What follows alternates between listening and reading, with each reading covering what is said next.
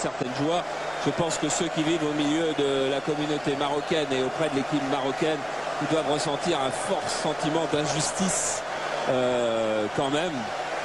Bon, c'est aussi ça un match de football, c'est aussi ça l'arbitrage manuel, je dirais, qui n'est pas infaillible. C'est pas un 100 mètres avec une photo finish et des chronos. C'est l'erreur et la dimension humaine, elle reste attachée même à une Coupe du Monde de football. Et ce qui est quelque part un petit peu injuste, c'est que l'équipe de Brésil, elle n'est pas pénalisée dans cette affaire-là. On a en fenêtre ce qui se passe lors d'Écosse-Maroc. Les Marocains qui se sont donc imposés 3-0, vous nous avez dit, Charles. Je ne suis pas sûr qu'ils soient au courant du résultat, parce qu'ils ont l'air heureux, ils ont l'air de se congratuler. Ils le sont. Est au courant. Et voilà, Michel, lui, il est au courant. Là, c'est clair. Cette image est claire. Est-ce que Eric et Jean-Luc nous entendent là-bas du côté de Saint-Etienne, de Geoffroy Guichard? Voilà, ça y est. Oui, oui. Oui, alors c'est étonnant ce qui vient de se passer. Henri Michel le savait depuis le but norvégien. On l'a vu frapper dans son banc, il était désappointé. Mais à la fin du match, au coup de sifflet final, eh bien tous les joueurs marocains ont levé les bras comme s'ils étaient qualifiés. Et là, le banc marocain s'est levé pour aller expliquer aux joueurs qui n'étaient pas qualifiés et que la Norvège avait battu le Brésil.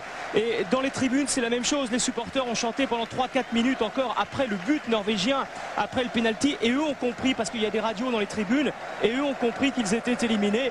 Et c'est un terrible coup sur la tête, c'est poignant. Ouais, triste pour les supporters marocains. On voit Jim Leighton. L'Écosse sort encore une fois mal d'une phase finale de Coupe du Monde. Mais Leighton, ce n'est plus le problème pour le moment. Voilà peut-être le moment où Henri Michel apprend que la Norvège a pris l'avantage sur le Brésil. Bravo pour ces images. Bravo à Frédéric Godard, à Laurent Doum qui nous propose de belles images en ce moment.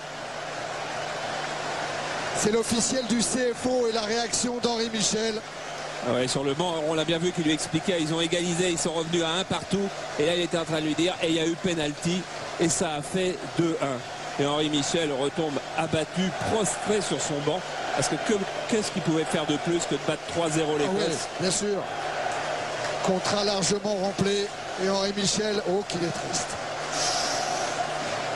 Et ça fait mal cette image d'Henri Michel. Le Maroc a rempli complètement son contrat. Oh, ça pleure, hein, oh, ça oui, pleure. Bien sûr. Ça pleure après une victoire 3-0 en Coupe du Monde. C'est incroyable.